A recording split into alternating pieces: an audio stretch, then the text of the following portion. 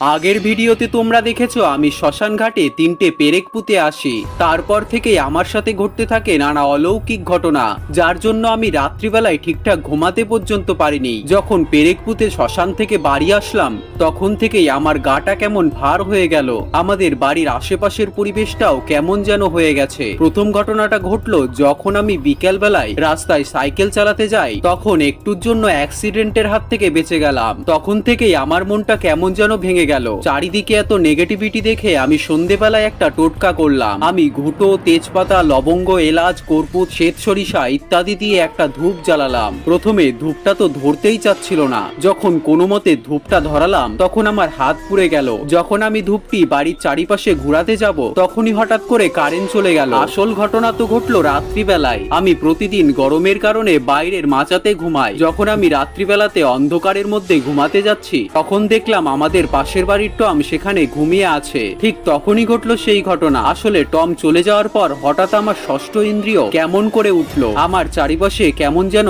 কারোর উপস্থিতি টের পাচ্ছিলাম। আমি ভয় পেয়ে সঙ্গে সঙ্গে দেহবন্ধন মন্ত্র পড়ে দেহবন্ধন করে নিলাম। তারপর ভয়ে রাত্রিবেলায় ঘরের মধ্যে এসে ঘুমালাম। তাই সবাই কমেন্ট করো হর হর মহাদেব।